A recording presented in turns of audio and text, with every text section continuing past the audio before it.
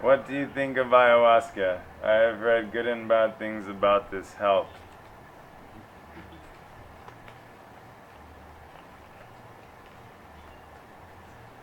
So there's lots of different types of medicine. If you have a stomach ache, there's medicine for that. If you have a headache, there's medicine. Diarrhea, dehydration. Since ancient times, there's so many plants that are for healing different things. You have vitamin deficiency, you have insomnia, you have like this and that.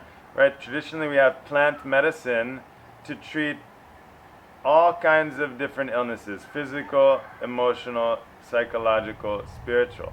We also have a pharmaceutical medicine like that. If you have a cancer, then you go to the doctor, they give you chemo, they give you something to treat that problem that you have.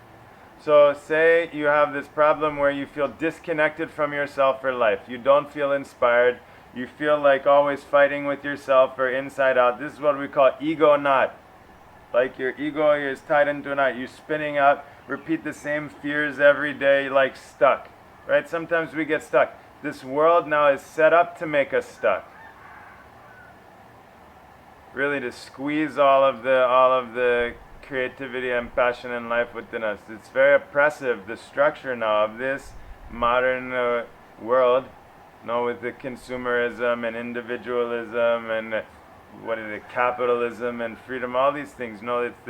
It's sucking us dry of this essential energy of life.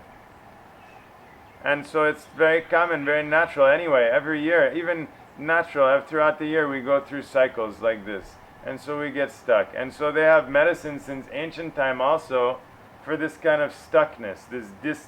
Like sometimes our mind and body don't work together. Our heart and mind are not working together. Some kind of disconnection, no? And so since ancient time, there's a special category of medicine that's been used to reconnect us with the source, with life, with ourself, and there are different medicines from different traditions, and so many of you know many of these. Ayahuasca is one that comes from Peru and Brazil, in the Amazon, and I think that these are very useful. Otherwise, what we're going to spin out banging our head against the wall every day for another 5 months or year, 3 years, like that. If we're in an emergency situation, we need the medicine for that.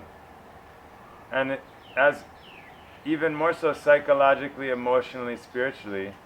So I think that used with the correct understanding, and then in a safe space with someone who themselves have been through the path. Nowadays, ayahuasca is like yoga. Everybody is just doing their own thing like that. You go and do a 1-week class, now you're an ayahuasca teacher or something, or yoga teacher.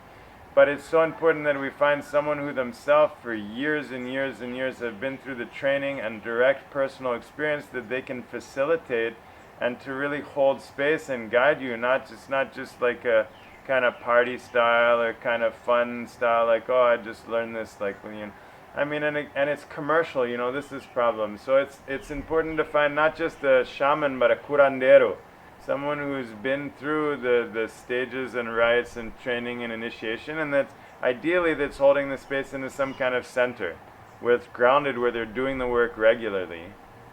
So there's many things, but the medicine itself will do the work.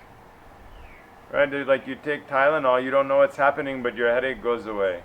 So even if we don't know what it is, how it is, why it is, right, the medicine itself has a power, has a consciousness, especially this medicine like ayahuasca, like grandmother. These are very powerful plant allies. These can be tremendous helpers in this confusing journey of life, where with conflicting pressure and messages coming from everywhere, our parents, the TV, now everything it's all, yeah.